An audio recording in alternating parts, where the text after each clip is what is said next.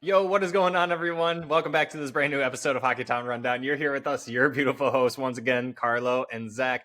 Carlo, we got a lot of stuff to cover, buddy. But first and foremost, how's your weekend going so far? Going good, dude. Long weekend, extra long weekend for me. No reason, just a couple days here. So Friday, Monday, off, and it's an extendo weeko. So yeah, it's pretty good. It's rainy, so I mean, there's not too much to do, but the time off and the chillination is always good. How about you, man? How's your weekend going? Lots of cleaning. Pretty typical. Lots of playing with the dogs. I started the 75-day challenge once again. Last time I did it, I fell short, but this time we'll get it. Hopefully no injuries this time. So that's nice. Yes. If you guys haven't heard of that, basically no eating junk food, no alcohol, staying clean, eat, sleep, read, that whole good stuff. But with that being said, Carlo, people don't want to hear about me. They want to hear about what's going on in this episode. And in this episode, we're going to be covering the Todd McLellan, Steve Yzerman press conference, end of season press conference. And Carlo, boy, oh boy, was there a lot to unpack from that. And even just from this week, after watching it, you and I have had many discussions on that, some differing, some we agree with as well, and some we're just totally up in the air. And so we will see what some of the fans, viewers, watchers, listeners of the Detroit Red Wings and our podcast have to say, along with what we say, right? And so we always encourage everyone to take a moment and comment what you guys believe on what we said, what you guys liked, what you guys didn't like about this episode, the press conference overall in general. And with that being said, Carlo, let's stop and say thanks for joining us on this brand new episode once again. If you are returning, if you are brand new, thanks for stopping by. We truly do appreciate it. But if you haven't already, do it for us. We really do appreciate it because it does help us out along the way, is by hitting that like button, hitting the subscribe button if you haven't already, and then that notification bell on YouTube, especially, that lets you know when these brand new episodes come out, and then the short videos that we love to put out there for you guys as well. This is also going to be on Spotify. It is on Apple Podcasts. Why don't you go ahead and hit that follow button, rate us 5 stars. That truly does help us out as well. And then obviously you can follow us on all of our social medias, which would be Twitter, Facebook, Instagram, TikTok, Threads, even Threads. Yes, the one that we always forget about, Carlo. Yeah. And we're starting to put out more videos, shorts, engagement reels to you guys, right? Especially on TikTok and Instagram. We do understand that not everyone is on every social media platform. So we are trying to get all that great content out to you guys. We think it's great content. And once again, we want you guys to comment and let us know what you think about this episode and everything else that's going on within the Detroit Red Wings world. And so, Carlo, with that being said, we should just jump right into it. And we're not going to start with the press conference. We're actually going to start with other news. At least that's how we're going to start it. Being in this offseason, this other news, it's going to be Red Wings news. It's going to be NHL news. The playoffs are happening. So we'll be talking about some of that stuff too. But Carlo, let's talk about Grand Rapids first. And I think this is a good starting point because Grand Rapids Griffins, the last time we spoke, had their first playoff game on Thursday, the 29th, against Texas and lost pretty brutally 4-0. Their next game is actually tomorrow. We are recording Sunday. It's noon currently. At 7 p.m. is when they play. So, Carlo, I don't know if you want to... There's not really too much in depth we can go on this episode, but for me to start it off, just poor effort overall, all around from the team, I would say. And to, give them the benefit of the doubt, you did add an MBN, you did add an ASP, you had Soderblom coming back in, so he's got to get more familiarized with the system. But overall, it was just a bad loss. Kosa probably could have had a little better game too, but I would push a lot of what you guys want to hear more on that game over to Hockeytown West. But Carlo, real quick, your thoughts and opinions on that game. Yeah, it was. I don't know. I was chatting. I think you were chatting with them too, but we were talking to the Hockeytown West boys, and they looked lost out there. The ice didn't look good, so I don't know if that was really doing any favors for anybody. Because maybe for Texas. I mean, even then, like they had some really. It was sloppy, dude. Like the neutral zone play was very sloppy for both teams. I think Texas just kind of capitalized on their opportunities better than GR did. But I mean, it's game one. It's postseason. Anything can happen. What I'm really thrown off by is the scheduling, dude. It's like, how are you off? How are you in the playoffs and you have a week off in between games, like between game 1 and 2? I don't think there's gaps like that between games 2, 3, 4, whatever. I think it's just between game 1 and game 2, which is very strange. But Yeah, good call out on that, because I was looking to see when their next game was, because I was even thinking to myself, I'm like, they played last Thursday, so what's the gap reasoning here? And I get it. I mean, it's only 4 days, so to say, like Friday, Saturday, Sunday, and then even if you want to count Monday as the fourth day.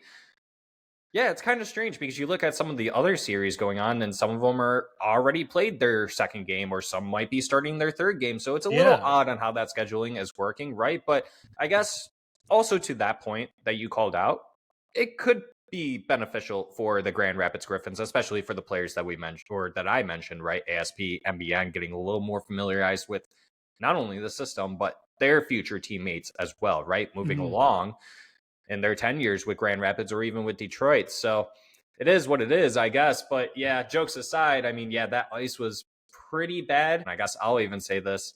I'm not calling out the coaching, but it's been a few years now where we haven't exactly made super deep playoff runs. And you look at players like Casper, who only put up 30-something points last season. You're seeing the same thing with Danielson.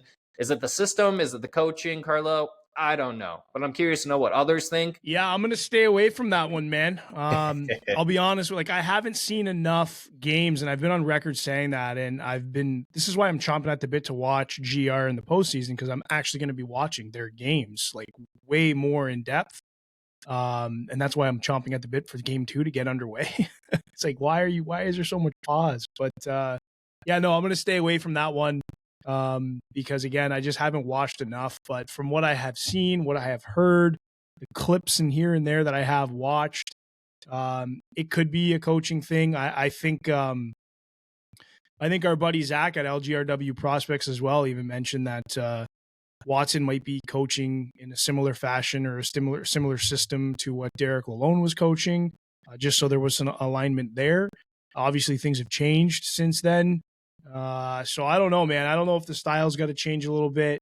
I do think Watson's a good coach, but can he adapt? And I think that's what I'm hoping to see in the postseason here. So it's only game 1. Let's see what happens in game 2, right? Right, exactly. And talking about some of the people who are up in the Detroit Red Wings organization, Håkan Andersson and Jesse Wallen, who is chief amateur scout, they were actually seen taking in the first U18 semifinal game between Canada and Slovakia. Horkov apparently was there as well, and he was actually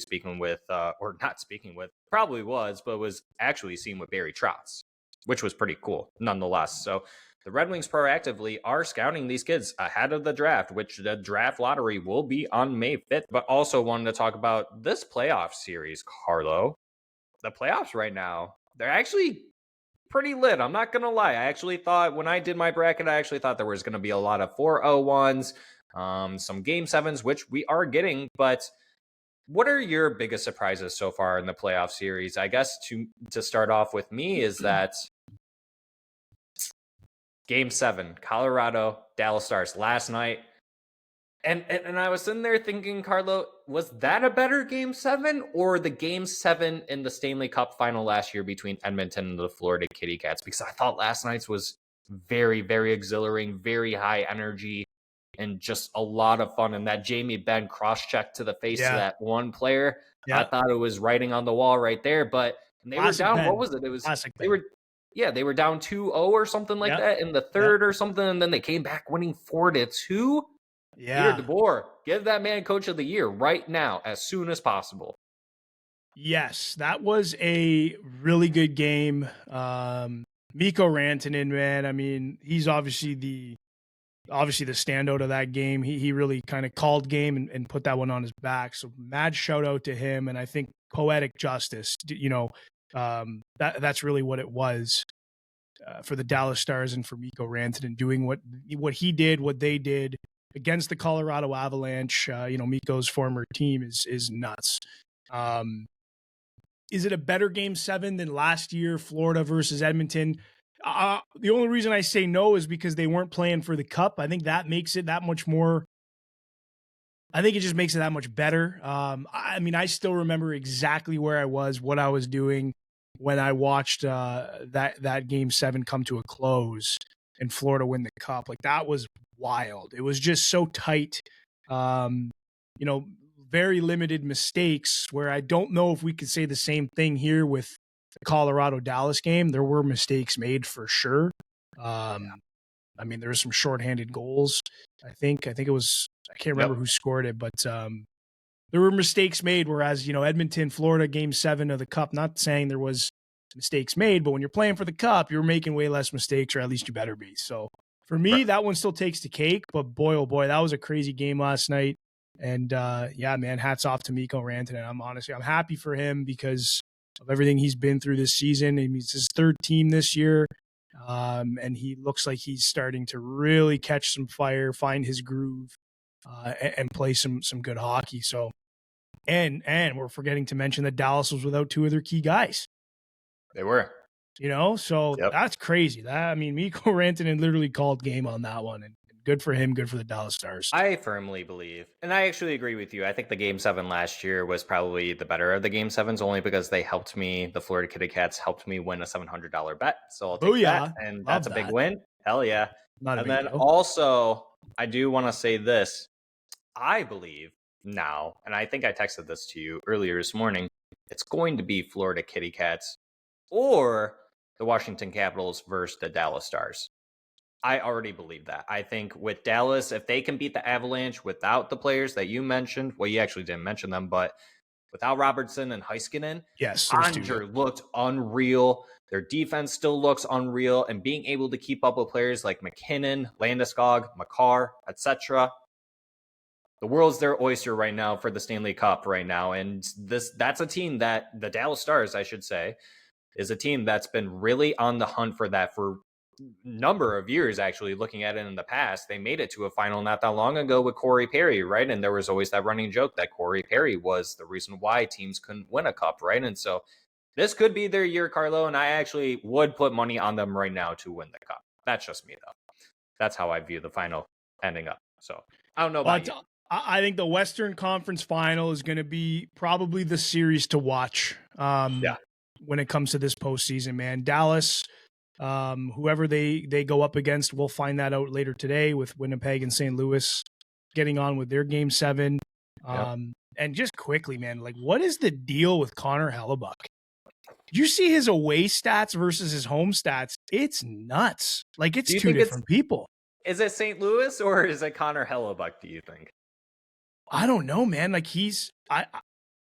that's a good question, Zach. I honestly think it's Connor Hellebuck. I mean, this guy's one way in the regular season. He's the guy. Like, he is the guy. And, comes postseason, plays well at home, goes on the road, and is brutal in every aspect of that word. Like, it's not even close. So, I don't know. That's crazy.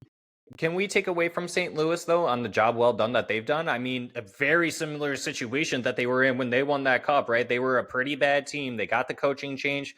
They rode the hot hand, and they continue to ride that hot hand. So can we really discredit on what St. Louis is doing? And I don't think we can. They're doing fantastic of a job to push it to Winnipeg like that. I mean, listen, the St. Louis Blues are making Connor Hellebuck look terrible at home. Yeah. Sorry, by at home, I mean when St. Louis is at home. I mean, that's amazing. Good for St. Louis. And to your point, you can't take anything away from them for that. They're obviously executing and they're playing their game. And they've figured out a way to take advantage of the fact that, hey, when we're at home, we're going to put up numbers. And man, they're putting up numbers. I guess I'm just surprised that Connor Hellebuck's making it that easy for them. Because, I mean, or is St. Louis really that good? That's what I'm kind of toying with here. Yeah, I mean, to be completely honest, it's tough for us to watch every single series, right? I'd be lying if I said that I've watched the whole entire series, right? I think I've watched bits and parts of each game if I could, right? And so I don't know, maybe it could be Winnipeg's defense too. I don't know. Maybe it's just the away factor. It could be a bunch of things, but for those that have watched the series, let us know down below. We're very curious to know, right? And so we're just kind of spitballing at this point. But Carlo, I do want to continue on with that topic though, because not to say that the Red Wings could have done what St. Louis did, but it just goes to show that anything is possible in the NHL, that a team that barely makes it in still could do something like this. Does it happen all the time? No. Isn't it an anomaly?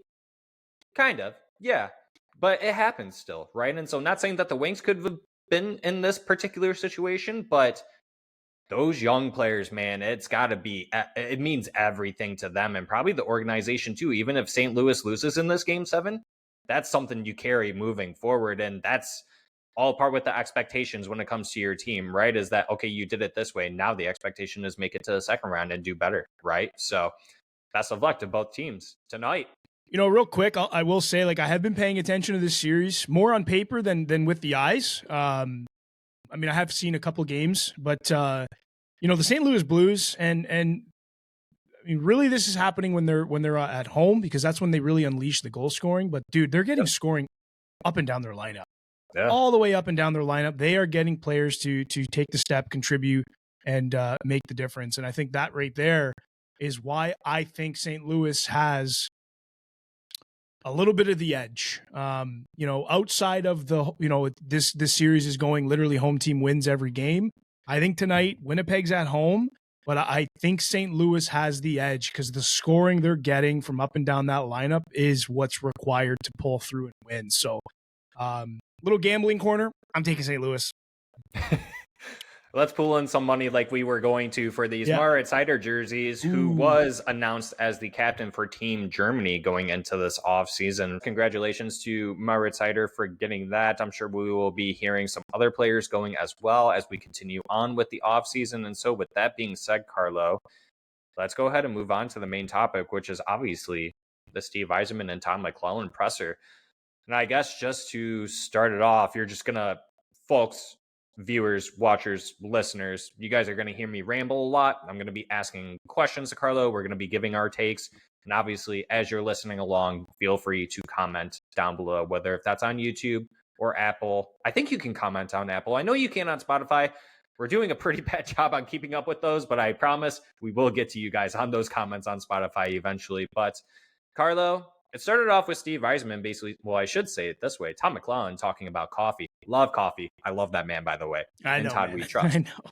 But it all eventually starts off with Steve Yzerman saying, thanks for joining us, blah, blah, blah, X, Y, and Z. I sit here today and feel very comfortable. I can't say I'm happy or I liked it, but I'm very comfortable with the fact that we didn't make a trade involving our top picks, prospects, or assets. But we are prepared to do that. We did it with Alex DeBrincat. I feel great about that move. We are prepared to do anything in a trade that makes us better and helps our timeline to be a better team now and the long run for Stanley Cup. Continues on with saying, at the deadline, there was no good options available, and then made mention about not to downplay any of the other GMs, but said no deals to bring in any one of significance that could have made a difference for us now or in the long run. I know it's my responsibility to put the staff together and the players we sign, but I'm counting on everyone to do their jobs and hold themselves accountable. Let's just start right there, Carlo. First initial thoughts when you hear something like that. And I do want to say real quick, this isn't verbatim, word for word. This is my own notes after watching the video, quickly jotting it down on my phone right here. It's a lot of notes, folks. So bear with us with this and basically some of the words that we may select to use in this. So Carlo, initial thoughts. Well, I don't think I've ever seen Steve Yzerman come to a presser with what looked to be some notes and how to open things up. And he did. Yeah, he did. And even just there, even just that tells me that, Steve went into this press conference with, a lot of thoughts behind his words, especially his opening remarks. I think he was, what was that whole thing he opened up was probably like 5 minutes of him just kind of like, here we go. I don't think I've ever seen him do that before, but no.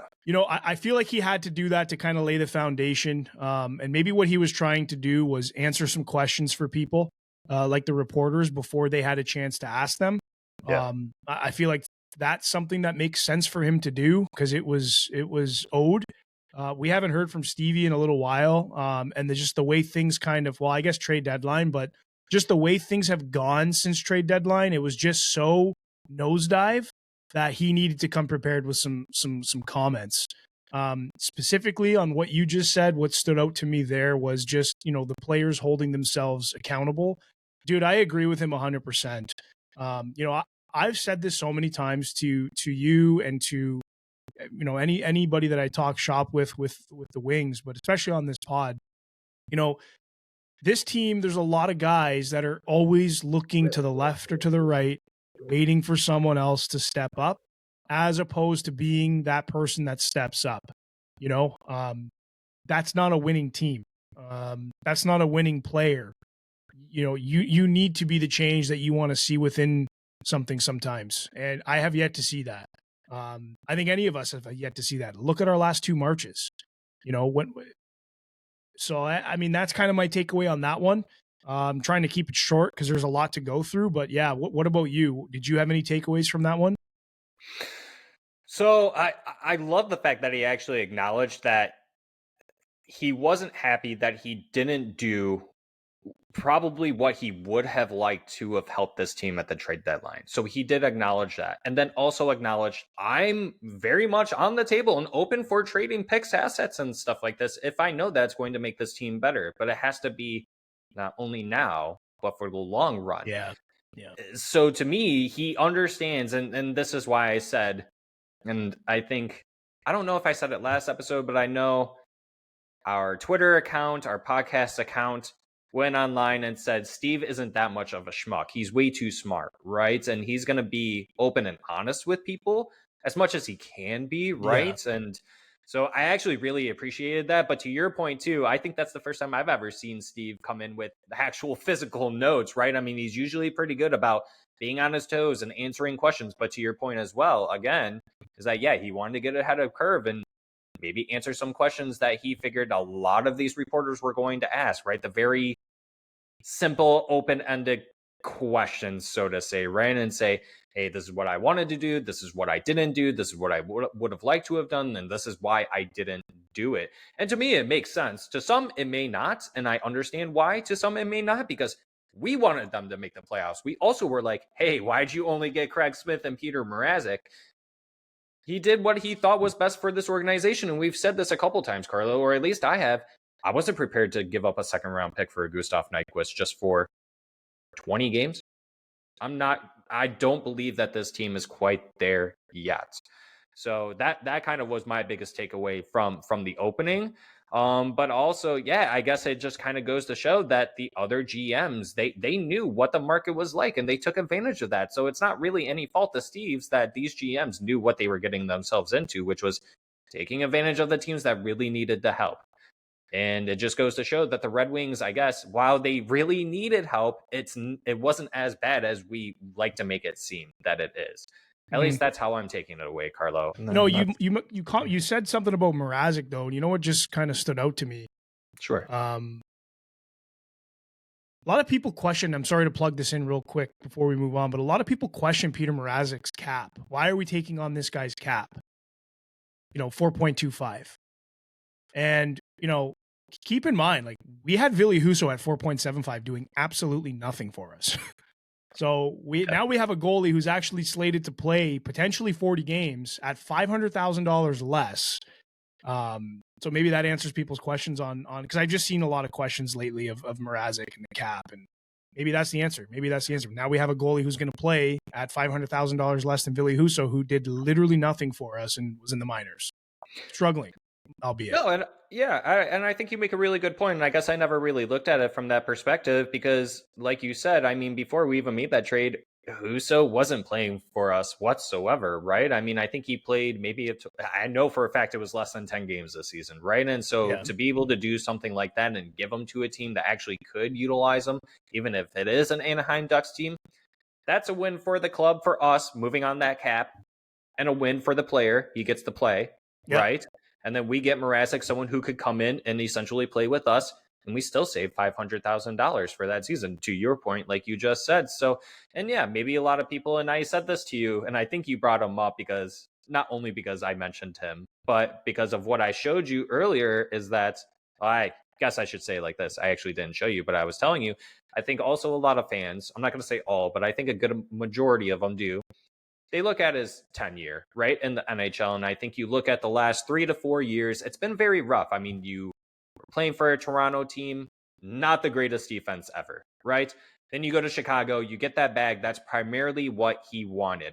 I even said that as soon as he got signed. I was like, good for him. He got the bag. and he got the playing time. That's all he's ever wanted, especially when he was with Detroit that first time, right? And I'm not hurt by this, like us having a Mrazek by any means whatsoever.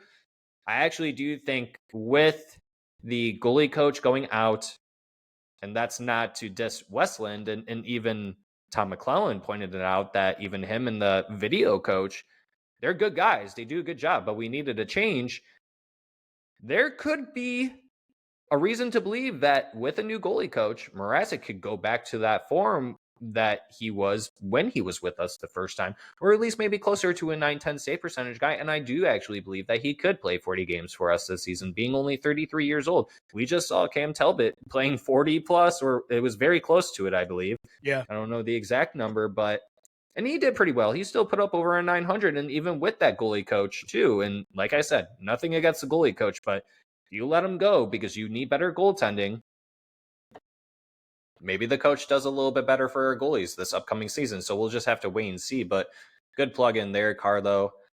We will touch on that as we continue along because there's obviously notes on that. But we're going to go straight to Dylan Larkin because based on the way I wrote this, it went along with the questions asked from the media, right? And so you might see us kind of jumping back to some topics because of how it went. But Zach's going right into Dylan Larkin like Helene St. James did. Get her, buddy. Yep. Comments from Dylan and not adding at the deadline. Steve said, the issues in the locker room. I guess that was also what Dylan Larkin said. And Steve Yzerman said, I addressed the comments with Larkin, but I won't speak on it. He can if he wants, though.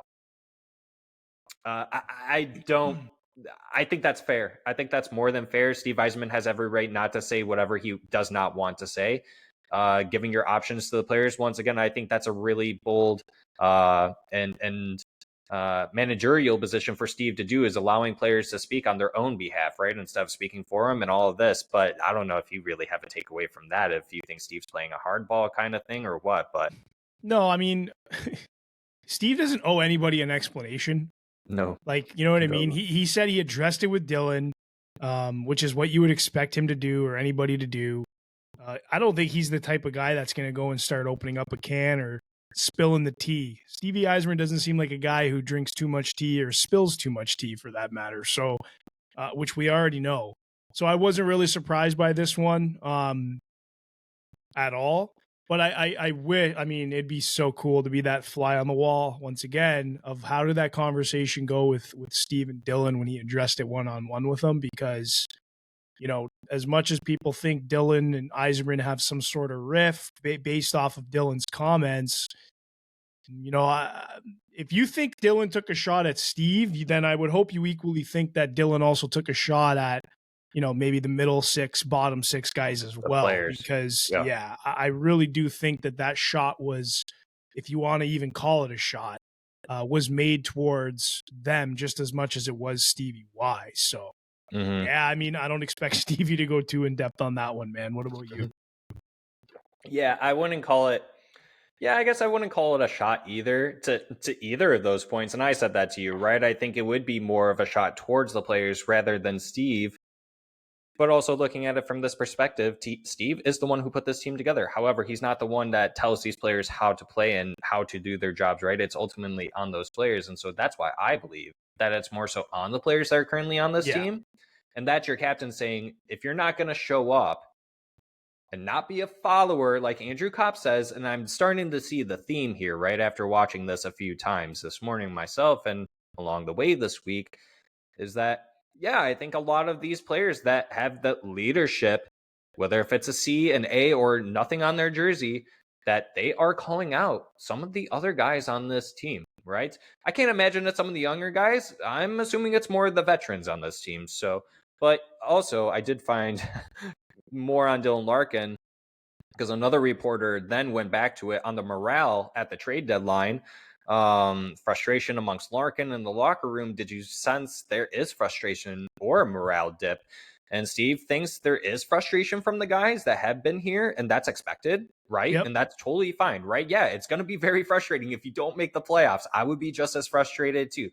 But with that being said, you know, thinks he didn't get much feedback on morale taking a dip, to be honest, from any of the players. He didn't receive that. And again, I'm counting on our leaders and best players to give that morale boost. That's why they get paid. He's not wrong, dude. He's not wrong. Steve Yzerman can't control the drive and ambition that each player goes out and plays with. Even if the month is March, he can't control that. You know, he brings players in to be part of a team, to be part of this unit. And he tries to construct the most competitive team that he can construct while keeping the future in mind. Yeah. That's his job. And that's the word, competitive, right? Yeah. But like, to go and bash Steve Yzerman because he signed whoever, Comp or Tarasenko, it's like, dude, you know, he cannot control the drive, the ambition, and the want and the will from these individual people. Like, only they can. So, like, people need to lay off that. Like, I don't understand what people think Steve Yzerman. I really think people think Steve Yzerman is a magician, or like, I really do. Like, he's got this wand. Like, that's how the reaction of some people really make it seem like they think he is a genie, and it's just like, my goodness, like, he's not. Like, he's not a genie. He hasn't been perfect, right? We will admit that, but I agree, but I also disagree with you. I do think at some level he is somewhat of a genie, because while I know that genies instantly give you your wish, right? Like, hey, let's be an instant Stanley Cup team. Yeah. But he's the genie that tells you, okay, you have to wait another 2 more years for it to actually come to fruition. I hope you're okay with being patient. No? Okay. Well, then I don't know what to tell you. Yeah. So that's why I think he's partially a genie, but also not. Yeah, I mean, I guess I'll just reiterate basically what you said. And to add on to what Steve also said, he touched on St. Louis Blues. He touched on the Habs. Those are teams that did not add at the trade deadline, and we added very minimal. I mean, it costed us nothing. It costed Joe Veleno, which to him, he was essentially the 13th forward at that point, or 12th forward, however you want to look at it, right? And so, yeah, Carlo, I mean, like, I think I've said it before. I think maybe even you've said it too. I mean, there are plenty of teams that actually don't do anything at the trade deadline and actually still do really well in the playoffs. And we saw Steve try to do that last season. Did it work? No. Is it always a recipe for success? Obviously not. It's not. But that always goes down to the morale and the mental fortitude that Steve mentioned and that Todd McLellan also mentioned. And I actually want to throw in what Todd had to say to that comment as well, because he wanted to join in. And he said, this team, in my opinion, was good enough to play in the playoffs based on how we were constructed, based on looking at some of the teams that did make it into the playoffs, like St. Louis, the Habs, the Sens, right? Mm-hmm. It got shitty, pardon my French, but that's his word, not mine. For us, we went deeper into it instead of pulling ourselves out. It doesn't matter who wasn't here or who Steve dropped in for us. If the mentality of the group as a whole is like that, we can bring in 3 people and it doesn't matter, right? We could have made it and we didn't. We proved it based on the win streaks, and we gave up sloppy points, pissing it away to Tampa, Montreal, St. Louis, who we had a lead on, lost out on that point and lost in overtime. And then etc. There were plenty of other games that you probably could have picked apart, like those 2 back-to-back Columbus Blue Jackets games that we ended up losing, right? There's enough points there we could have had a way with, and we could have made it. Whoever comes next year to help us, great. But we could have made it this year, and we pissed it away. Dude, you know what that tells? I agree with him too, and that just tells me that this team and the players on this team, they're just mentally, they're not there. They are not ready. And you know what? It's the other thing I'm going to maybe go back a little bit on was, you know, Yzerman did say that they felt at the beginning they could make a wild card. And they also felt the same way when they made the coaching change. Correct. But then March happened. And I think those 2 thoughts went away. So why would a general manager go and start taking his assets for a team that's not ready? Mentally, they're not there. They're falling apart. I think in March, Steve Yzerman knew this team wasn't going to make the playoffs. I mean, I think we all kind of knew that. There was a glimmer of hope. But I mean, as March rolled on, the Detroit Red Wings just kept on solidifying and cementing the fact that, okay, this is not going to be the year the team breaks the drought. So my question again is, why would you expect Steve Yzerman to go and mortgage and leverage future assets, picks, whatever, to go and get 1 or 2 or 3 of the guys that Todd was thinking about for nothing good to pan from it, nothing good to happen. Yep. It just doesn't make sense to do it. Until this team can get through this mental battle that they're in as a team, and I'm talking like this is the top 6, like this is the core of this team. They have some mental maturity gains that need to happen here. And then you're going to see Stevie Y say, okay, these guys are battling. They need some help. Like, let's go bring in a guy who can, take it over the top. I'm fully on board with thinking that he's going to do that. But doing it this year, it just didn't make sense. They were falling apart. To Todd's point, they were pissing away points. And before the trade deadline, too, I just want to call this out. The Red Wings, before the trade deadline, after the Four Nations tournament, the Red Wings, on March 7th, after the Washington Capitals game, were 2-5-1. 2-5-1. So Steve, to your point, going into March, had to change his mind. And I think he did it even before March. Yeah, you're probably right, dude. I think you're absolutely right. So let's go and talk about some players that we can actually go after in free agency, because it seems like that's the route that Steve Yzerman and Todd McLellan would want to go. Other than that, it would be via trade. We could talk about offer sheets later because that was a question asked. We will touch on that. But someone asked, can this franchise go beyond the $10 to $11 million range for players and then some, right? So just using that as a benchmark of a number. And Steve says, absolutely. We're not tied to, and I think that goes along with, and I'm going to say it again, Steve's not a schmuck. I think he pays attention to what the media is saying. I think he pays attention to what even folk like you and I are saying, not saying that he watches our podcast. No, yeah, I know. He's got a burner account. 100% he does. It's Stevie Bong Rips at Steve Yzerman. Yeah.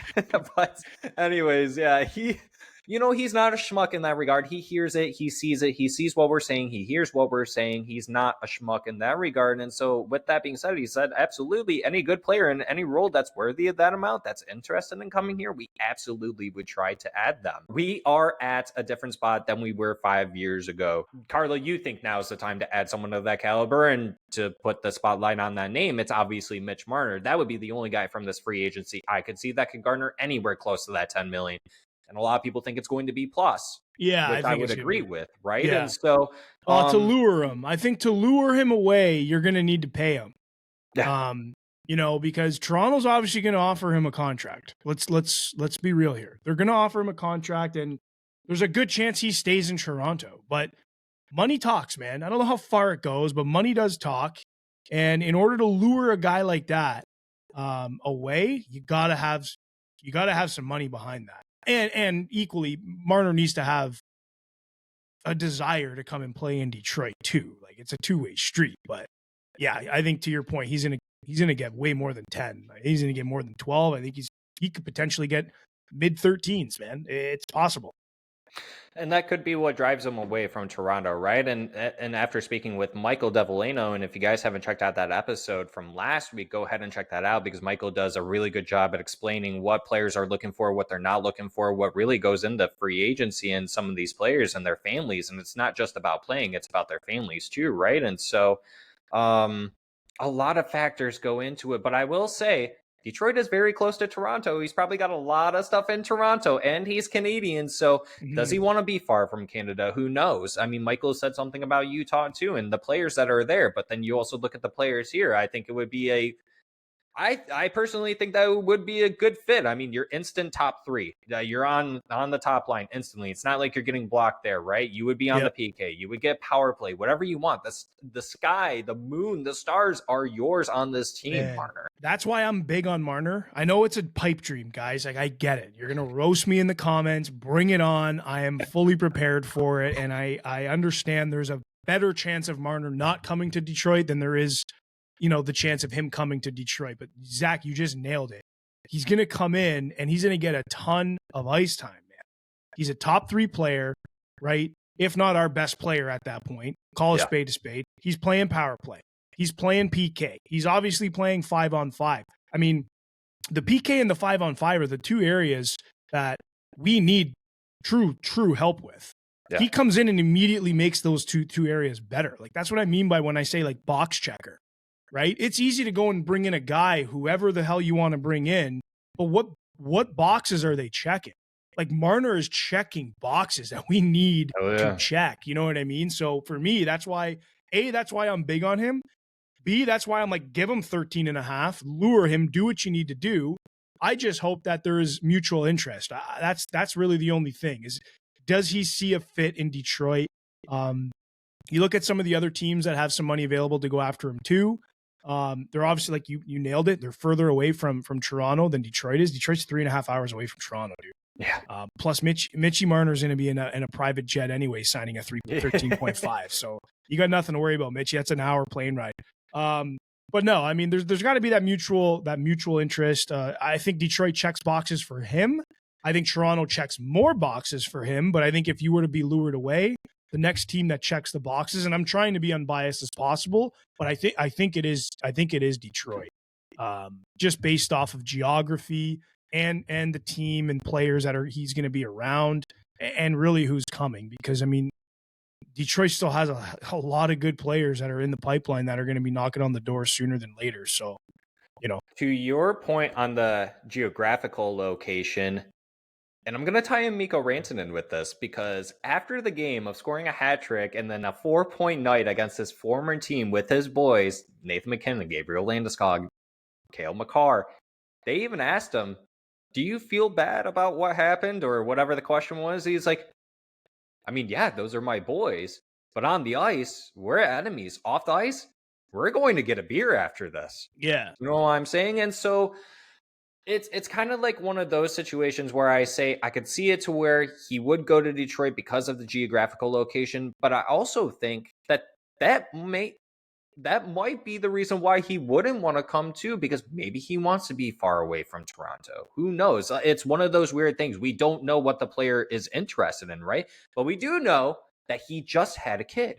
I was just going to bring that up. Great call. He just had a baby boy. Congrats, Mitchie, on that. Congrats to the Marner family on the latest edition. Claps. Big claps. Born in Toronto, raised in Detroit, Carlo. Hey, man. I like it's got a good ring to it. And you know what? That plays a factor, dude. That plays a factor. That could be the icing on the cake that he stays in Toronto, because he's going to need his family's help, right? Yep. His wife's going to need her family's help, especially with a newborn. I mean, trust me, I can tell you for free that you need some assistance.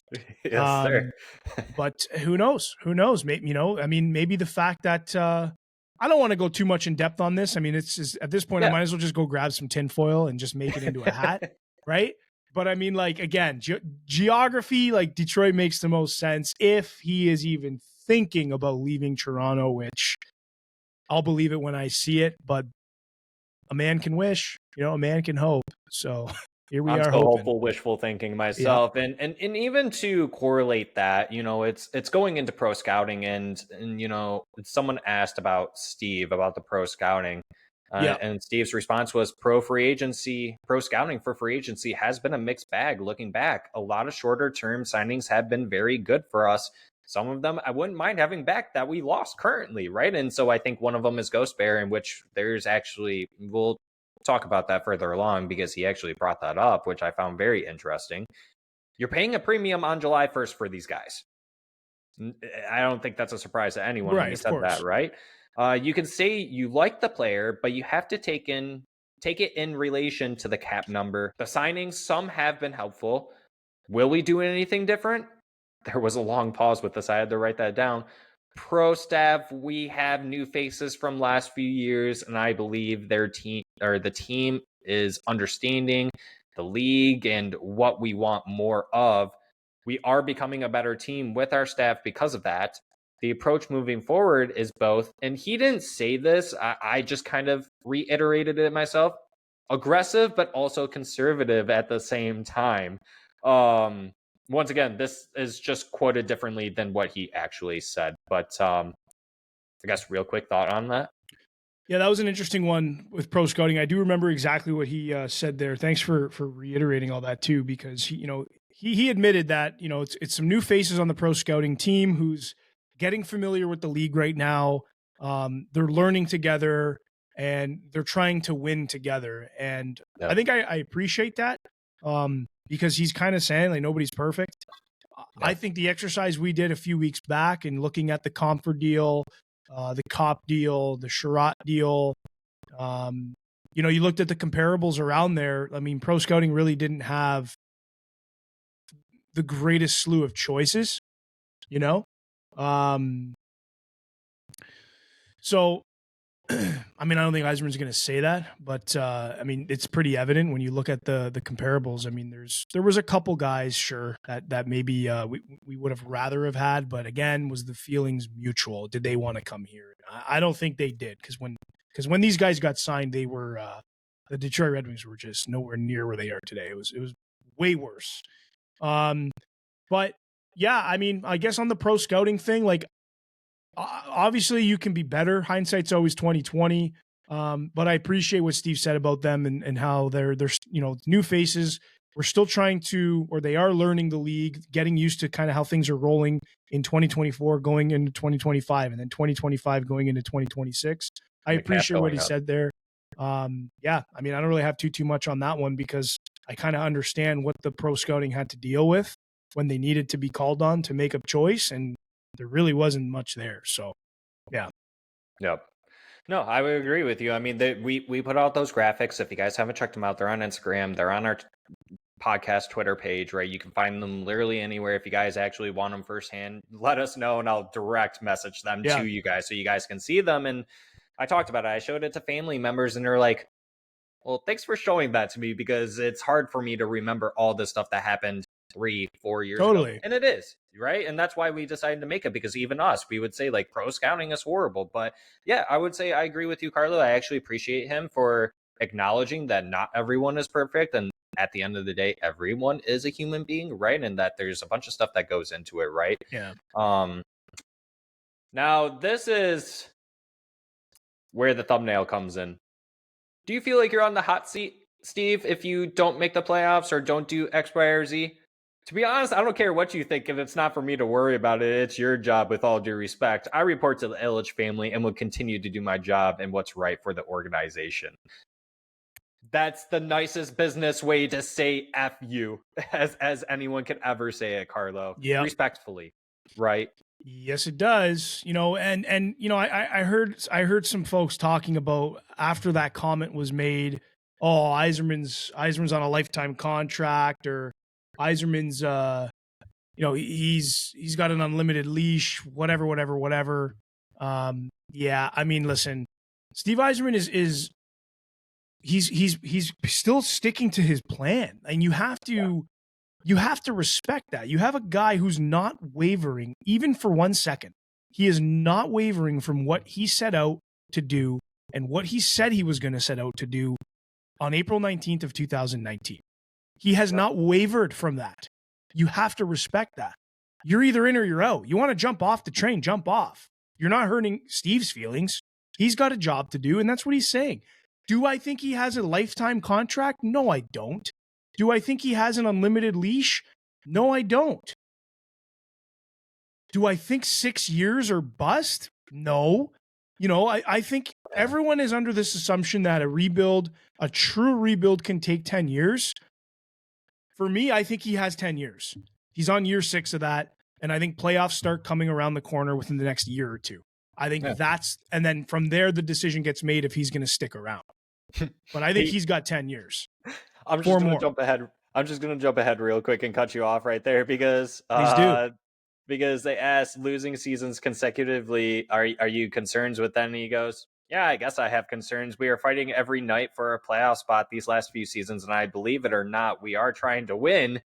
Believe it or not, we are trying to win. I'm going to say it again. Believe it or not, we are trying to win, right? And then there was a long pause, trying to give you a good answer, because it's a good question.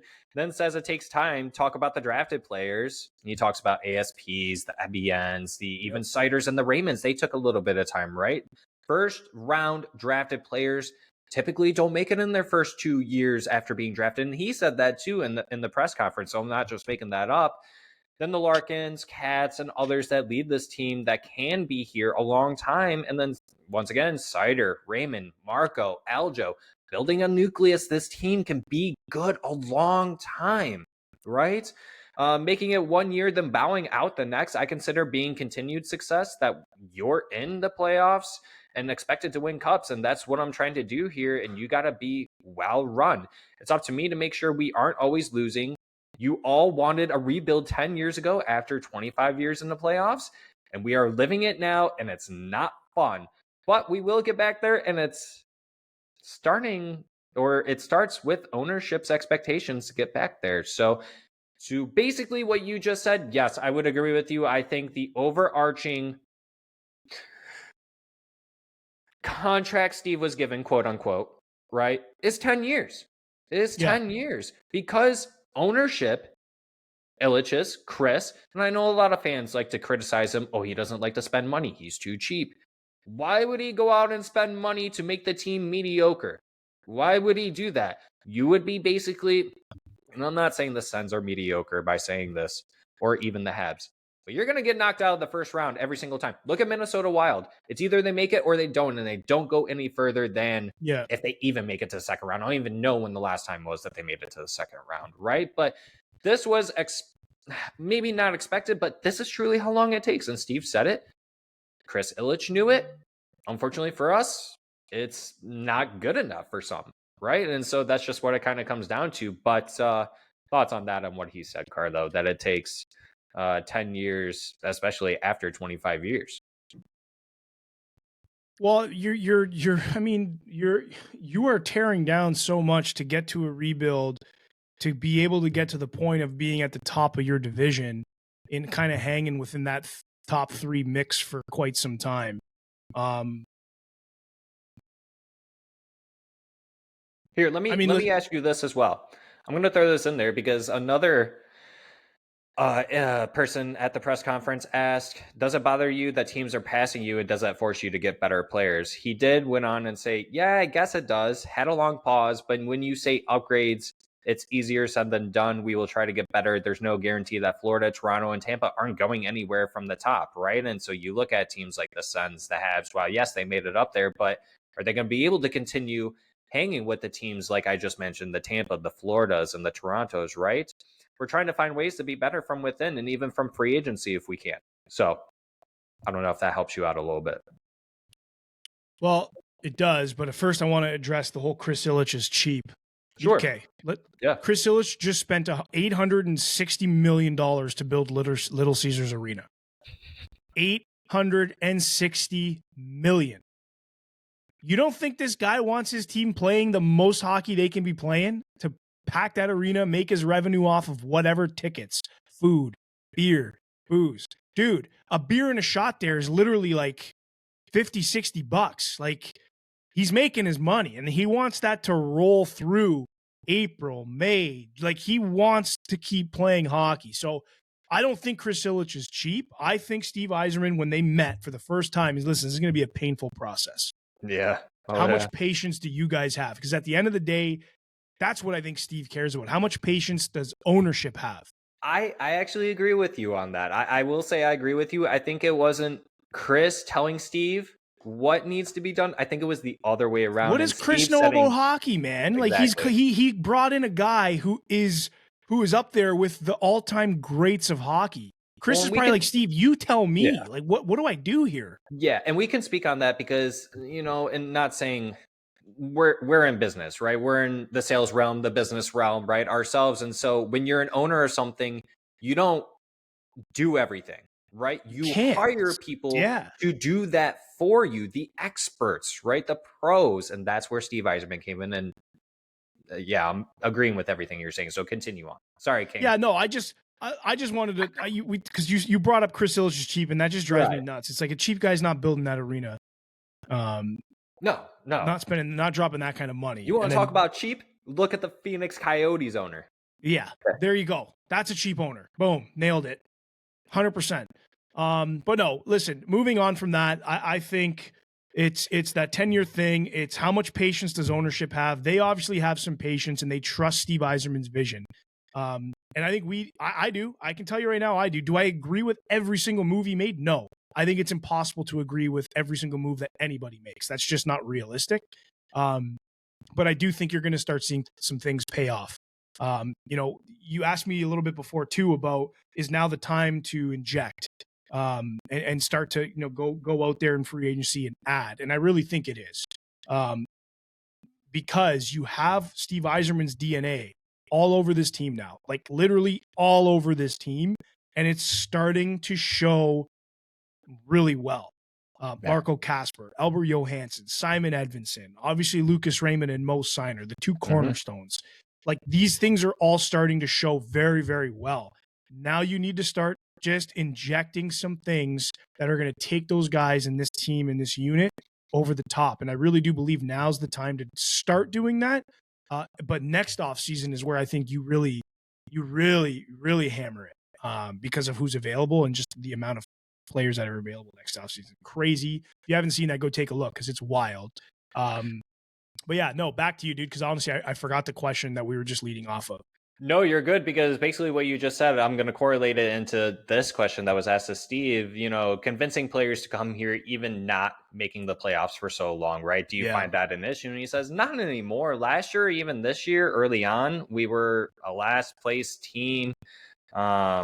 We weren't a candidate at that time, but it comes down to what are they looking for and what's most important to them? Cup, money, the teammates, right? And so whatever it is, I didn't see it as an issue last year, and I don't see it being an issue this year. It's enticing to play along some of the guys we have.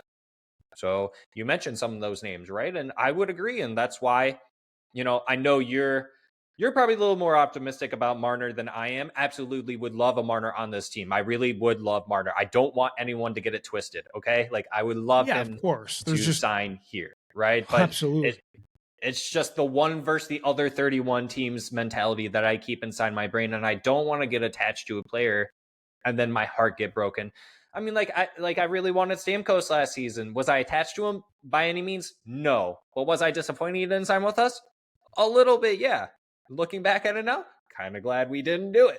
So I don't know. It's just one of those weird things. It's always in hindsight, kind of like how Carlo said it earlier. But Carlo, we talked a lot about Steve Yzerman and his responses. Let's kindly go more in depth about Todd McLellan responses. Listen, Todd, before you go off, Todd nailed it. Everything he said had so much resonance behind it. And man, like everyone was talking about Steve Yzerman's press conference. And it's like, dude, that was just as much as Todd's as it was Stevie's, man. Because Todd handled the questions and he even started I don't want to say he was ranting, but he was interjecting or piping up with his own thoughts and opinions that were perfect. Like he nailed it. And I don't think Todd got enough credit for that. So go on though, man, because I'm really excited to get into what Todd was saying too. Yeah, it was, and he first spoke when it was actually a question directed to Steve, and Todd wanted to backtrack it a little bit and put out his 2 cents there. Just speaking on the team, when it goes good for us, it goes good. It goes good. It doesn't take much for us to start taking on water though, and it takes a long time for us to get out of it. That's mental fortitude. We could sustain the good for a number of games, but when it didn't go well, we struggled. It happened over days, within games, periods, and segments of the games where that happened, and we couldn't recover. We have to drive it, and it all comes to being better at game management, right? And so it goes back to him saying we pissed away points to St. Louis, to all those other teams that we talked about, right? And so yeah, I would say the game management aspect of this team is non-existent, Carlo. I mean, there were definitely a couple times where you saw the team come back and get wins, but it was more losing, I would say, the games when you were leading versus the other way around. I don't know your thoughts and opinions on this one comment from him. Yeah, was this also the same comment where it was talking about game management and, not playing how to win, not playing how to just score. That whole spiel was like chef's kiss, dude. I think I put out a post about it. I did. What did I say here? Yeah, talking about game management, playing how to win, not just playing how to score, taking ownership and accountability along the way, and helping groom and brew leaders. That's what he's trying to do, man. He's trying to show these guys what it takes to win. And what that means strictly is game management. And I'm so happy he said that because obviously that's very much on his mind. And I think that's what we're going to see that's going to be the benefit, I think, of having a Todd McLellan for a full season and a training camp. It's going to start right in camp. How to win. Like, forget about scoring goals. Like, what's the point of scoring goals if you can't win? You need to learn how to win. And that includes playing D, better 5-on-5, PK, all that stuff, preventing goals rather than just scoring goals. Shoot, some people would even say that's more important than scoring goals, is how good are you at preventing them. So, you have a guy like that who's talking like that right next to the GM when he's not even asked. Listen, I'm feeling good about Todd McLellan being behind the bench behind this, being on the bench behind this team, because I think he's just got such a great hockey head on his shoulders. And, we've said it a lot over the course of the last few weeks, a full season of Todd, I think this team is in the wild card spot. A full season of Todd with some fresh injection of maybe a top 6 forward or a top 4 D-man, this team is a playoff team, and they're going to probably get out of the first round. That's my hot take anyway. Yeah. Todd was asked about coming in mid-season and how he and the team grew. He actually said it was different for me because I'm usually leaving rather than coming in, right? So it was a little different for him. But joke aside with that, players were hungry and willing to learn. So there were good parts in the first few hours and days coming here. But obviously, when he came in day one, he had to go up against the Toronto Maple Leafs, and they just got absolutely obliterated. And that's nothing on Todd McLellan. That was just him seeing firsthand, like in front of his face, like, holy hell, I don't know what I got myself into, so to say, right? And so, but end of year, we can be misleading with the lineups and casualness of the group, but I think we put a foundation that goes into the relationship with the players, which I would agree with. Daily rhythm and what's expected. I think I would agree with that too. We've seen a lot of these practices that they have in between games, and I think, he's actually making them work hard versus what we saw previous with a snoozy guy. That gives us a head start to next year, but it's not a guarantee that it makes us better, which... Yeah, that's very true. But I think with the way that he has delivered his messages to the players, it's going to work out. And there was another point too where Todd goes on about players learning from him or them being self-taught, right? Players have to learn to play, and you mentioned this, you brought this up, so just kind of reiterating it. Players have to learn to play without the puck, and they're doing better at it, but it's a lot of work to learn not just to score and play to win and manage the game and risk whether we are up and down on the score sheet and to paint the picture for them, right? We could have gotten 40 wins and didn't because we mismanaged the Toronto game, and it's in the habits. We have to break and hold players accountable. If we pound the table on that, we won't give away some of those games. And when it gets crappy for us, and we'll try to be more resilient from it and be able to bounce back because of that game management pounding on the table, so to say. So I basically just reiterated what you said, but it all ties into that. Basically, Carlo, your thoughts on what I just said that the Todd father said. Yeah, no, I think, like I said, there's not much more for me to add, man. I'm really picking up what Todd was putting down there. And I'm really excited to have him for a full season, for a training camp and then a full season. And I think I'm also excited to have him talking to Steve about the roster. I mean, think of the difference that could make. You had Snoozy talking to Steve about the roster versus you got Todd McLellan talking to Steve about the roster. We know how I don't want to insult the guy, but we know how poorly executed Snoozy's coaching and his abilities to coach were. So then doesn't that kind of make you wonder what his conversations like regarding the roster were? You know what I mean? Like, were they just as poor? Were they just as bad as his coaching abilities or his abilities to get things through to the players versus Todd? Like, you listen to what he says, dude, even the first game, like his first post game was awesome. Like, he was talking to the reporters about hockey. He wasn't talking this. I don't even know what Snoozy was saying half the time. I stopped watching it because I just he's telling us a bunch of nothing. It was just lingo, I feel. Kind of like the easy answers that players give after post-game interviews.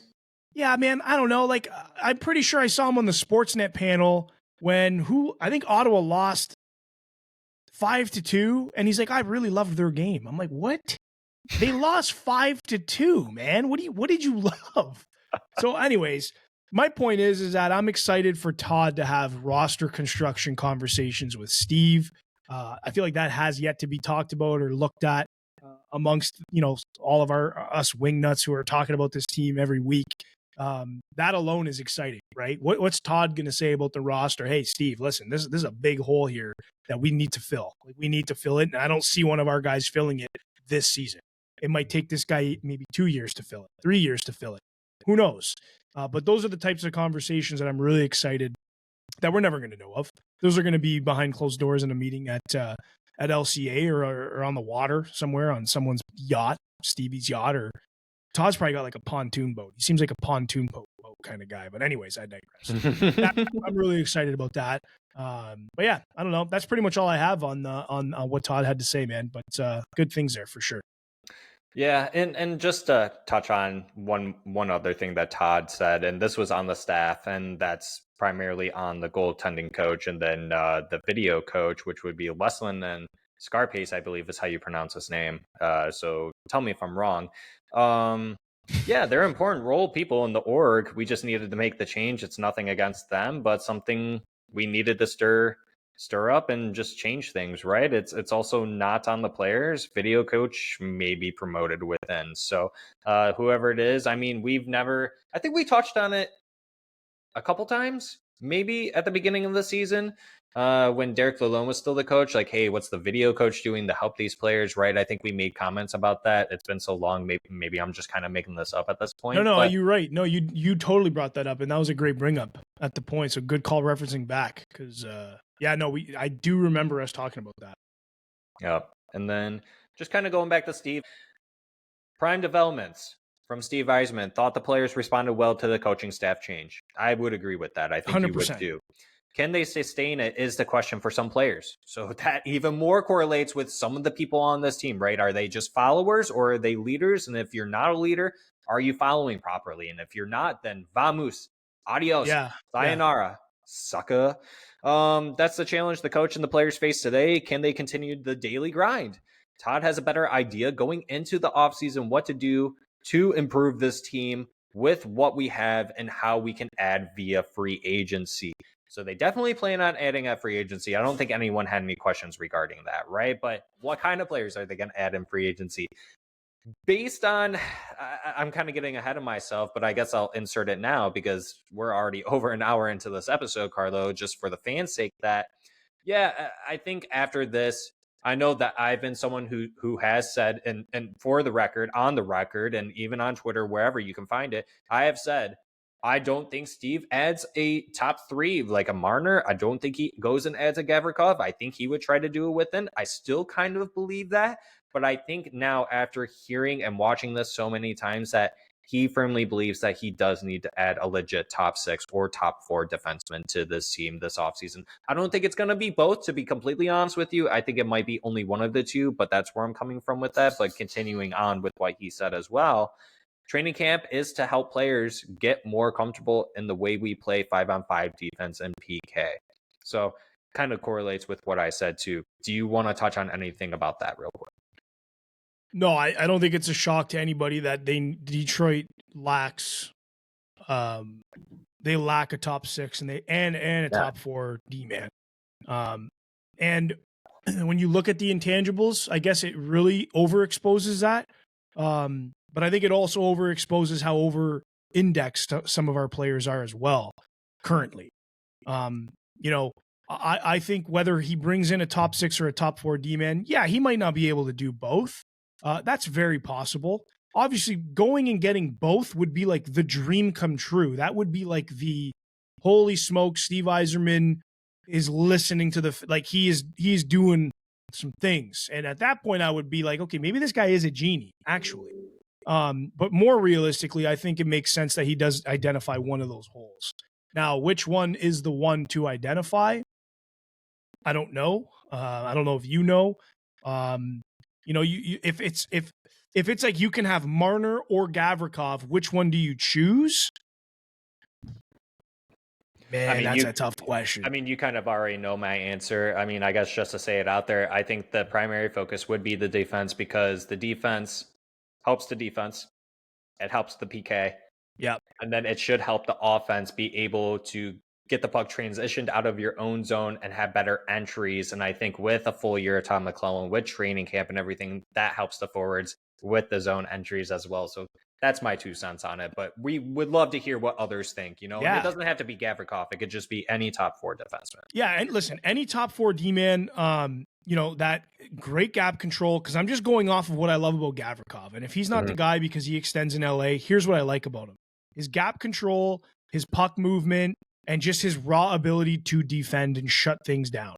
The main reason I really like Gavrikov is not for what can you do for me now, but also what can you do for ASP for his first 3 years in the NHL too.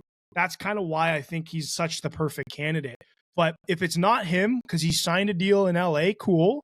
Who else is out there that we're maybe missing that's got that gap control, that puck movement, and just that shutdown ability that allow us to get out of our zone and allow us to go north, which is then going to obviously allow our offense to play less defense and do more offense.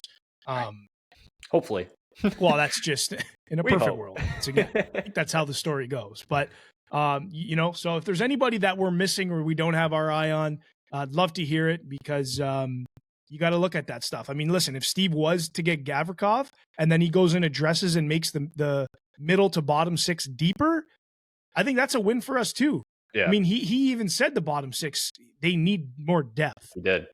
He said that himself. So, I wouldn't be surprised if you're unable to go and get a big fish, top 3 or top 6 player forward, then maybe it's going to be that top 4 D-man that's going to be lured with some dough.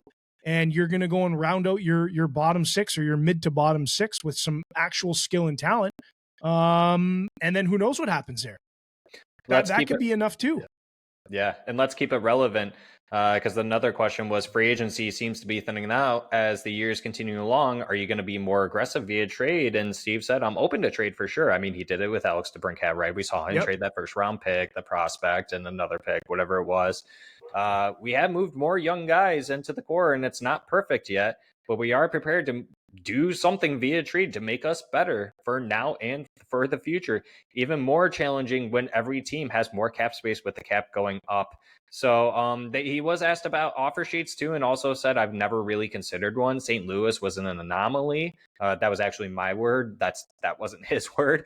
Where they got 2 last year and worked for them. So good for them. He also said that, good for them. I truly believe that all these general managers are actually really good friends and they all get beers every Thursday at Boneless Speed Ups Thursdays, right? They probably all get together. Very possible. But he also goes on, I take a different position. I don't like paying them so much and screwing myself with overpaying that, and that upsets payroll and the staff. If you didn't think you'll get the player, then why do it also, So I would consider doing it, but I wouldn't expect a whole lot of seeing me do it. So I don't think there's much juice there, man. I really don't think there's much on the offer sheet. Yeah. Trades though. Trades. Oh yeah, absolutely, dude. I think now's the time to start exploring that. We never really had, I've said this so many times, this, man. We've never really had the ability to go and make some trades because we never truly had desirable talent and assets to toy with and say, hey, what about this guy? Would you be interested in this guy? Right. There was never this guy. Now there is. And it's getting better and better and better every year that clicks on, regardless if they make the playoffs or not. There are players coming up who are desirable now because of their age, their ability to do what they've been able to do in the NHL. Sure, maybe this year we saw the first glimpse of 1 year of, 4 players. Hey, here's who we got. Make me an offer. That's kind of how things go. We never had that ability before. So, yeah, I think trades for sure. There could be something there. Offer sheets, I don't think there's anything there. Let's touch on goalies because we haven't talked about that. On the goalies outside of the coaching staff change, Steve said flat out, we need the goalies to stop the puck more. I mean, that's a very easy answer. Hey, right? He is not wrong.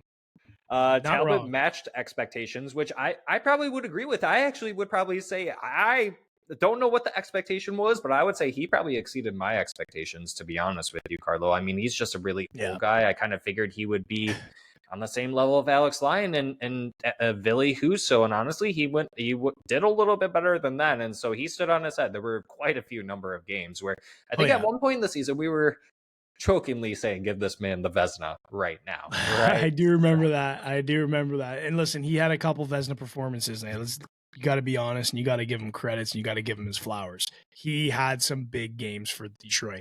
Yep. He did have some poor games, don't get me wrong, but he did have absolutely. some big games too, and I would say he absolutely met expectations.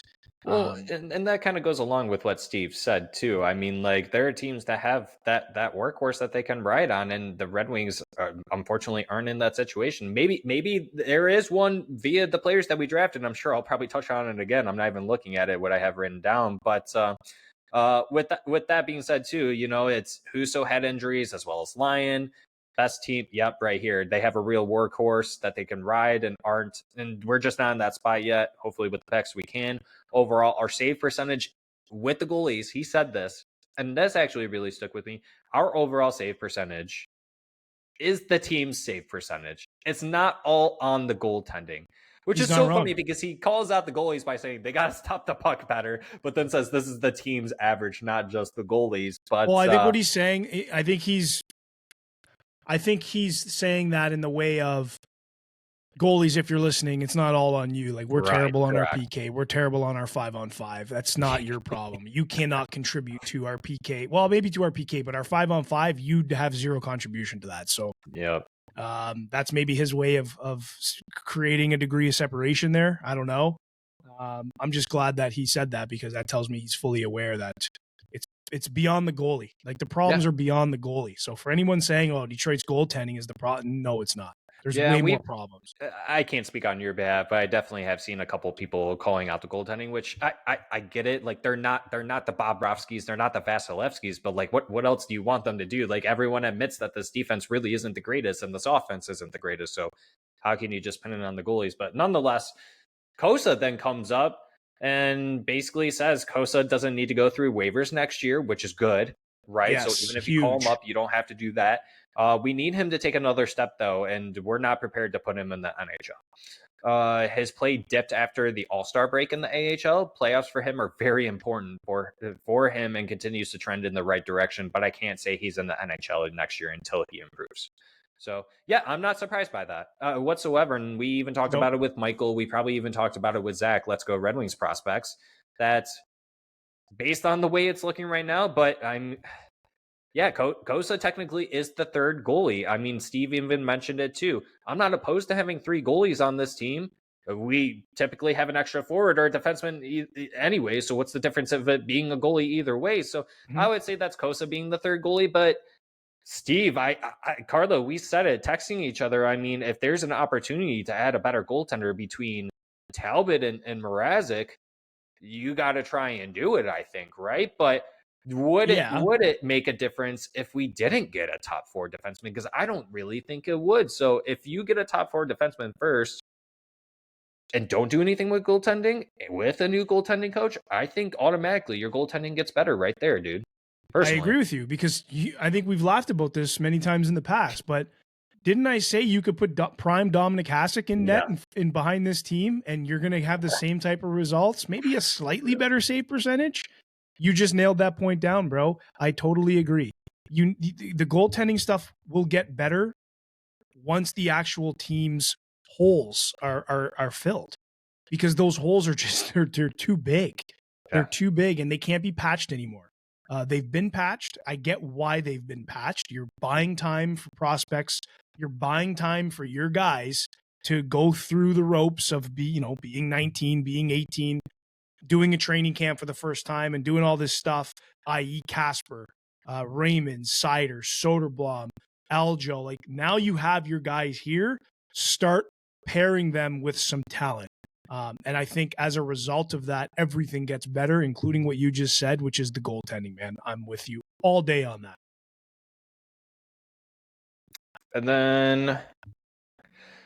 Steve, on the message from players going into the summer about Todd and going into next season, there was a lot of optimism and enthusiasm from the players about their relationship with the coaching staff and how we are doing things and coming back next year.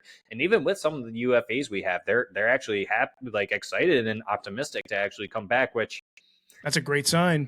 It is a good sign. I don't know. I'm still kind of wishy-washy on that response to me personally, but they're excited to come back and do more, whether that's via draft or free agency and everything else. So I guess for me, I'm only wishy-washy because I do think that there are, and not to pick apart, just name dropping, I guess, not to pick on this player, but like Alex Lyon, like before the Peter Mrazek trade, I would have said, yeah, give that guy a contract extension. Why not? But looking at it now, I can't imagine Alex Lyon would be excited to come back because I don't see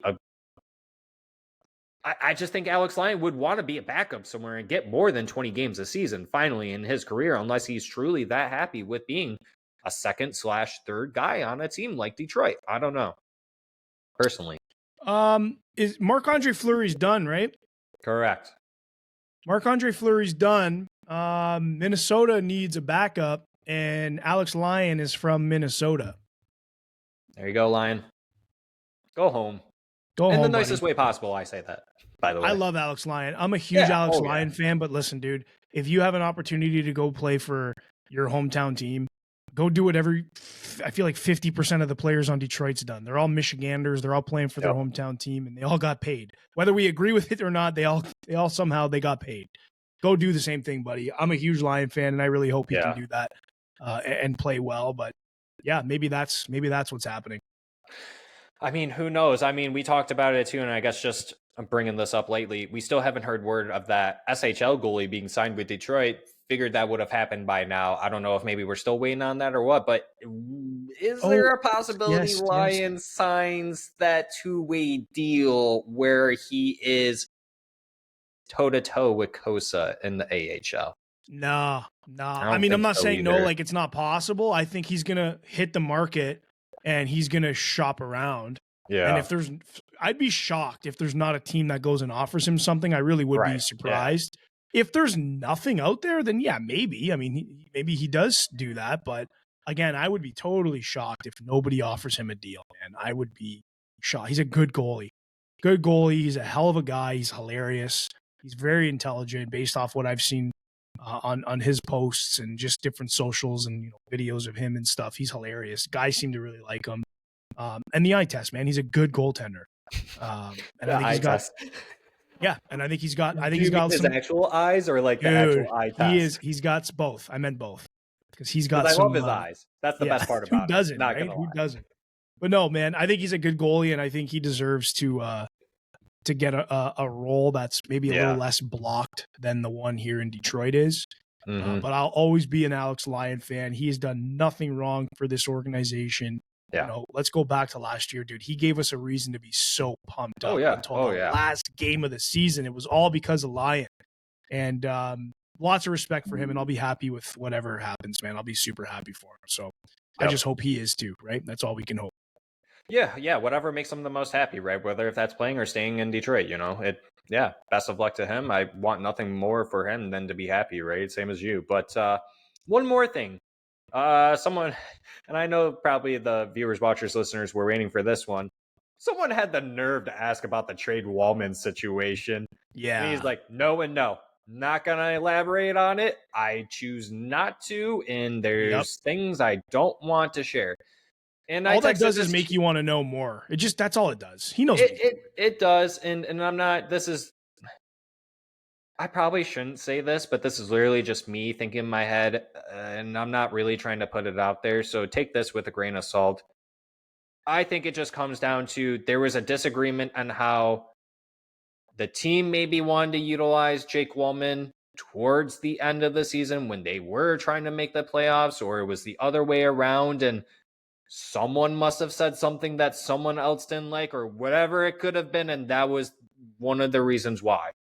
I'm not saying that is the reason why. This is really me just spitballing. That's all I'm saying. I don't have anything to back that up. No. There could be anything, man. It could be the dumbest thing in the world. It could be, I saw something. Scratched Steve Yzerman's boat. Yeah, like it could be anything, man. Like I saw something that the team cleared him to play, and maybe he thought he's like, no, I'm not playing. Like, I don't know. Like, why would you be cleared then? And maybe the fact that he didn't want to play while we are battling for a playoff spot just irks somebody the wrong way, i.e. Steve Yzerman. He's like, okay, if you're cleared to play and you're refusing to suit up and play, then you're done here. You're out. It could have been something like that. It could have been nothing related to, who knows? Like, we're taking complete shots in the dark here, guessing at this. We're never going to know. But Steve Yzerman, I mean, he had a little bit of a reaction too, and I forget who asked it, but I think it was Rieger. I mean, I'll be honest with you. I wasn't expecting him to say, why don't you want to elaborate on it? And I thought that's one of the best times to actually ask it. I'm glad Detroit media went a little hard this time. Yeah. I will say. They asked some hard questions. They asked some good questions, and it's about damn time. So I think I commented on that last year. Yeah, you did. Like, these guys are soft. Like, you need to start asking some hard questions. Boy, oh boy, do they deliver on that. But I don't know, man. It makes me want to know what happened even more, and it sucks because we're never going to know. We're never going to know what happened. Yeah, and I think we were asking that primarily after the trade deadline because it didn't seem like that they were asking very hard questions. But let's talk about Kaner. Kaner coming back. Yeah, we had a brief discussion. We would preferably try to get his deal done sooner than later. That was actually my own words, not Steve Yzerman's, but it pretty much sounded like that. Yeah, that's a unanimous yes from me, man. And then speaking on his behalf, we would love to have him back and play well for us. He's a good asset for us, I hope, and I have hope and optimism he comes back. So I think it's pretty much locked in, Carlo. The question is it another 1-year deal, or does Steve get a little spicy with it and make it 2 years? No, I think it'll be another 1-year deal. I think so too. And then just kind of wrapping up with some of the younger players, because Steve was asked about it, GRG playoffs. It's important for these kids to go on a run. Names all the young guys on the team this year and their key roles. The AHL is a real grind and a good league. They get value going on a run and learning how hard it is to play and be committed. And eventually with that, they'll get into the NHL. So Steve is once again showcasing to you guys that it's all about the patience, and that patience is a virtue, right? Yes, the early bird gets the worm, but patience is a virtue as well, right? So you just got to be patient with it. GRG players, where they're at in development, and vets taking the call-ups over young players. Steve went on to say, we called up Mazer, but he got injured in his first shift. It's kind of like Marco Casper 2.0, but whomever it is, they are progressing, but I can't sit here today and say they're on the team next year. We think we have a group there that can play as the future continues. Hopefully they perform well in the playoffs and in training camp and force their way into the lineup. That would be great. So yeah, that's kind of where I've always been with. I think Steve still wants to stay within and look from within before looking outside. And I think you've kind of alluded that too, Carlo, that's always been Steve Yzerman's goal, right? If he could do it within, that's the best route. But if he has to go out and do it, he's willing to do it, right? And I'm 100% on board with that. Nate Danielson, Nate Dogg, comparing to Casper's track record, it's similar. No big numbers in the AHL. He's adjusting to the league well. He's learned and improved well. Very good player. As a center, you got to learn the little things without the puck. So once again, that's being mentioned, right? Being good without the puck, that makes you a good player. He's a good player and has worked hard. Overall, it's been a positive year and a grind, and that's a good thing sometimes. And then moving over to William Wallander and Antetokounmpo, which we were asking Michael about this, and it's so funny that someone else brought that up. So I did actually want to put it out there. You must have watched our episode to bring up those two guys.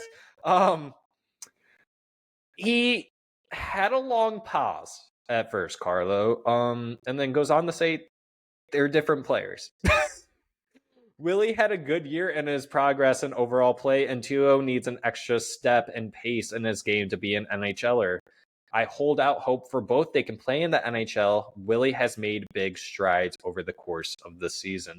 Can we just stop for a second and touch on this? Because I actually texted you, and to me, it almost screams that he's almost ready to not give up on them or write them off, but I think he's almost prepared to put these guys in a package and go somewhere else for more of a chance at the NHL level. Because looking at it right now, I mean, if you sign Gavrikov, you have no room on that left side.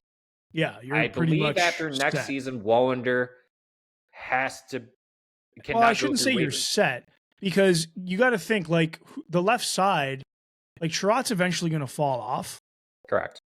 So I mean, it's just I guess it comes down to when is Wallander ready for the NHL? Like projecting that is going to be the I guess the And maybe hard part. that's what kind of hurts me the most on this response from Steve, because he really didn't say too much on Wallander. He just said he had a Yeah. good year and his progress and overall play has improved. He didn't say like, it just goes back to what he said the first time, right? Or said earlier, like, if these kids can showcase to me that they want to be on the team, then yeah, we'll put them on the team. Like, that's a good problem to have, right? And I'll try to work around it, but I kind of wish I got a little bit more out of him other than this. And to me, I mean, I even said this to you, and kind of jumping ahead once again, that if you pick at 12 and you have a really good left-handed defenseman there that you can take that might be better than Wallander or even Shai Booyam, you take them. You take them instead of that middle six forward that you have plenty of, I would say, in the prospect pipeline, right? So, I don't really know where he's going to go from there, but I personally believe maybe they're packaged up, or 2-0 and Wally, maybe they just stay AHLers until that time comes to fruition, or an injury. One of those situations. Yeah, it's either that or hey, dude, you might be right, saw man. Wallander get called up, though. I will say that. Yeah, true. But again, they're blocked right now, and if they're going to only make this defense deeper, or by adding a top 4, then they're blocked even more. So then this is what I mean, dude. This could be the time we start seeing some Stevie Y trades going down. This could very well be the season or the off season we see it. At least maybe start and then continue on into next off season, depending on what's available. Because again, the crop next off season is so nuts that if you're going to go out there and grab some crazy good talent that are top 6 or even more top 4 D-men, then you're just blocking players even more, which forces your hand into, okay, now I got to package up and make a trade, which is actually very exciting for us to be back into a position like that, which is, I don't know if many people even looked at it that way, but that could be the plan. That could be part of the plan. That could be plan B or C, but nonetheless, it's good to be able to do that. And it's a very good problem to have. So take that for whatever it's worth, man. Yep, absolutely. And then moving along to Trey Augustine, Steve says we gave him the option and he decided to go back to school. I mean, Trey Augustine said that, so this is really no surprise. Also says this season we told him to focus on school. Like, there was at one point where they had a conversation that I think he said it was either February or March when they met, and Steve told him just focus on school right now. Like, don't worry about Grand Rapids, don't worry about anything else. And continues on saying it's ultimately his decision and there was no bad decision. And it's a good situation for him, and I'm happy for him going back and think it's good for him. So, yeah, if anyone had any worries about him going back to MSU, Steve's not worried about it, so I don't think you should be either, to be honest. And then let's touch on the free agent signings last year. Just a couple of them, Tarasenko and Gus, and their evaluations. Steve goes on saying Gus came in because Ghost didn't re-sign. Yep. So I don't want to call it a panic signing, but I said I wanted to talk about that earlier. Now we're finally here. Yeah, it's almost kind of like a panic signing to me, Carlo. But to continue on with this, he wanted power play help. Once we traded Mata, players got better. So that was the other thing. You already had 7 defensemen and you got Gus, so that made it 8. So then you had to trade Mata. Okay, so very confusing. It was difficult to be in and out of the lineup. Can he do more? Yeah. Then goes on to Tarasenko. Tarasenko, I expect more production out of him. His play showed. He did well, but production didn't show it, right? It just didn't show up on the score sheet for him. He thought he played well, but it just didn't show up on the score sheet. It affected him mentally, though, as a goal scorer, and was frustrated. And I get why. That's a guy who scores. He loves to score. That's why he got paid and played for a long time in St. Louis, right? And then Steve goes on saying, I'm hopeful he gives us more next year and believes that he can. I also believe that, but let's touch on Gus. I think that was a reactive signing, personally. Yeah, I mean, I don't think you're signing Gustafsson because you didn't get Gossespierre, dude. Like, they're completely different players. Correct, and I think and I want to I guess backpedal a little bit. I think he did it because of the power play aspect of it, because you wanted someone who could either be, I mean, we saw Gus starting on the PP1 and we're like, get that guy out of there right now, right? And so, but maybe also the PP2 guy. But to Steve's point, we saw Simon Edmondson take that over a little bit too. So that's kind of also why I'm saying I kind of believe that was a little reactive signing, personally. I think it was just we have a hole, we got to fill it. It could be that too, honestly. Not trying to go too deep into it, but those are my thoughts, obviously. But quickly, I don't know if you're going to touch on Tarasenko, but go ahead. Yeah, you know, you look at who Tarasenko played with in St. Louis. You look at Tarasenko's line mates in Florida. You look at Tarasenko's line mates in Detroit. I'm just going to leave it at that. If you haven't already done that, go and take a look. Go and take a look at who he played with in St. Louis, and then who he played with in Florida, and who he's playing with in Detroit. And then relax. Take a nice deep breath, let it out, and relax. And I think we talked about this not too long ago, dude. If Steve Yzerman were to go and address, like, let's say he doesn't get a top 6 forward, but instead he gets a top 4 D-man, and then he goes and starts filling out the bottom 6 or the middle 6 with some better players, like, I mean, that's just simply how he put it. We need better players. If he does that, there could be a lot of upside for Tarasenko there to have a decent second year with Detroit. It comes down to the bottom 6. Steve mentioned that. They also mentioned top 6 has to be better. And if they can include someone to do that, that's awesome. And we were getting into it with bottom 6 players today too. And so just via text message. And yeah, you got to add to the bottom 6. I mean, for players like Tarasenko's sake, and even for the younger guys, right? I mean, and that kind of goes along with comfort. Like, can we really pay this guy $5 million to be a 4C or on the third line wing? I don't think so. I think you could find someone just as valuable for cheaper and for a lesser deal than what comfort can provide. That's just my own personal beliefs. But yeah, I think I'm a Tarasenko truther. I really do think that he actually can rebound, even if it's like 15 to 20 goals. If he can get closer to that 40-point mark as a third liner, I think that's money all day long. To me personally, that's just where I stand and what I believe in. But are you saying with better line mates? Yeah. Yeah. Oh yeah, 100%. I think that's there could be and if you get 50, that's even better. Yeah, so, fair enough. Let's switch it over to, and closing it out now, Carlo. Long episode, I know. Confidence in the leadership, because I think that this was probably the most, to me, this was probably the most important question, right? And that's asking the confidence in the leadership. And Steve says you can't have too much of it. And I think Todd McLellan also acknowledges this too, right? I actually didn't write down who responded to this. I'm just going to assume it was Steve, but we need more, but we aren't putting it all on Dylan Larkin, right? Just because he wears the C doesn't mean we all have to put it on him, right? Players without letters can also be leaders. Cop kind of mentioned that too. Yep. Even Todd McLellan mentioned that when he came in, right? You don't have to be a leader just because you have a letter on your jersey, right? And so Larkin could use more leadership. Steve then mentions players he even played with back in the day. Shanahan, I mean, all the Russian Five, all those great players, right? Yeah. And so Steve had a lot of leadership back up with him too. Nicholas Lidstrom, Kronwall, Zetterberg, Datsuk, all those guys, right? Yep. Todd says Larkin is the focal point because he has the C, and thinks good leaders look at the group and answer for the whole, which they do. They have to. That's their job, right? That's you as a boss, right? Yeah.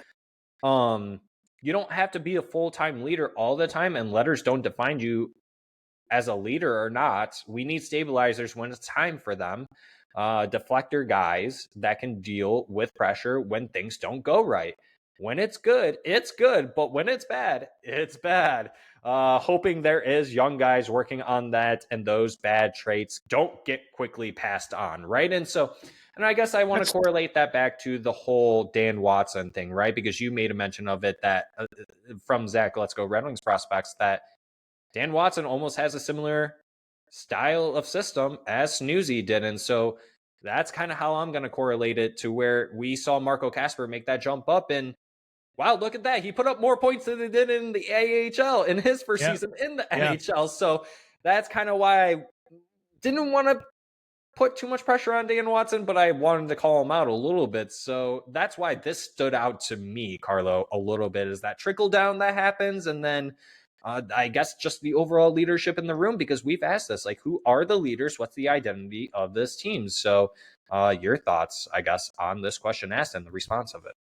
Well, I think it's a good response, and I think this is exactly what I meant when I said that these players need to take a mental step. Their mental maturity needs to take a step. This is exactly what I meant. And you got to remember they're still young. They are very much on the younger side, and you're hopeful that every single year, every single offseason, they are taking those steps. To answer the question on the identity of this team, I don't know if there is one just yet, because I don't know what type of or how large of a mental step that these kids have taken. But hey, the good news is that we're going to find out when the season rolls around the corner. Yep. Todd McLellan and his brass seem to have a plan in play on how to get the most out of these guys and how to brew and groom them into being leaders.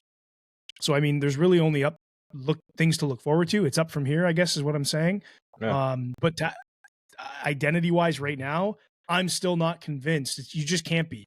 After the season we just went through and seen, I don't think there is an identity. I think it's still being fostered, and I think it's still under construction. But I think you're going to see that identity form. I can't tell you when, but I think it's being worked on, like I said, and you are going to see it take shape, whether it's this season, next season. But I think the next 2 years are going to be very pivotal for the Detroit Red Wings. I really believe that. And I think when you look at the lineup, you look at the roster construction, you look at the draft picks, you look at the prospects, you look at everything that we have on a big white board, this is going to be a very pivotal next 2 years for this team, because it's a fully loaded board. And when you have a fully loaded board, you have options. So let's look forward to that. I don't know. I think I just went into my final thought by accident, but that's my final thought. Yeah. It's the second episode I've done this, Zach. No, I think that's a good final thought. It's a good transition, because this was a longer episode. We meant to keep it short, but there was so much to unpack here, ladies and gentlemen. I hope you guys are making it to the tail end of this episode. And yeah, with Carlos' final thoughts, I'll go into mine as well.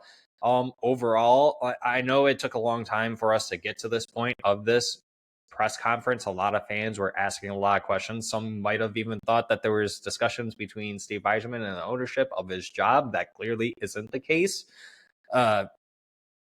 No. I think overall, I loved every aspect of it. It didn't leave too many unanswered questions, I guess, outside of the whole Jake Wallman fiasco. But that's we got to let that go at some point. Time to move on. Yeah. Overall, I'm very excited for next season. I've said this to Carlo. I've been on record saying this.